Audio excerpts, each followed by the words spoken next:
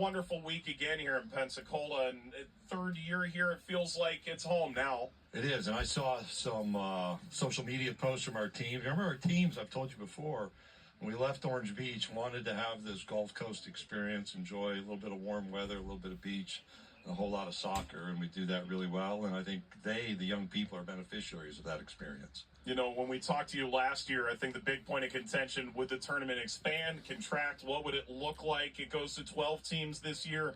The addition of course, Texas and Oklahoma. What did you make of the expanded tournament? It's a lot of soccer, and one of the questions is how will the field hold up, and it's done quite well this week. We wondered about the field itself, the field of teams. You saw highly competitive soccer starting last Sunday. I expect we'll revisit that number of teams. What we do allow is for high quality competition to take place at the end of the year. I think we have a chance for 8, 9, maybe 10 teams to play in the postseason, and those additional opportunities against a quality team, which all of our teams, or I think 11 of our teams are in the top 50, that's provided in the tournament. And it's worth noting the 11 and 12 seed both advanced in the opening round as well. You know, if you look at sort of the fervor for this sport within the league, South Carolina, the #1 most attended school in the country for college soccer.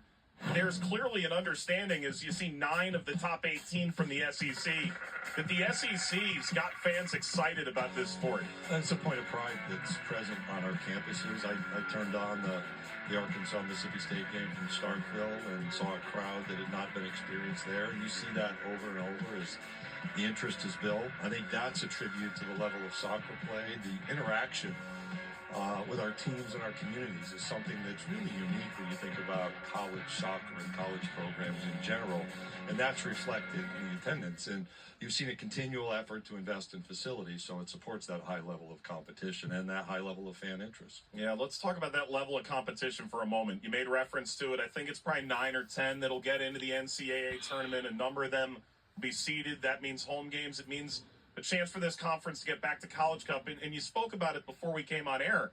The level of play, the standard of play. From November the 15th to 17th is on really campus sites in the first round. The growth of the level in this league. I made a few trips to Orange Beach 15, 20 years ago. Early rounds, you would see just a very different style of soccer. Here, you see the tactics, the passing, the tight play. And that's part about setting up our teams, I think, for the future, for the run to a national championship. And that's not something that's just unique to the tournament itself. That plays out through the year. Some of the non-conference wins at a very high level. That #1 ranking that Arkansas achieved, the regular season, the Mississippi State achieved as their first. All of those things kind of help build across the league and build that momentum.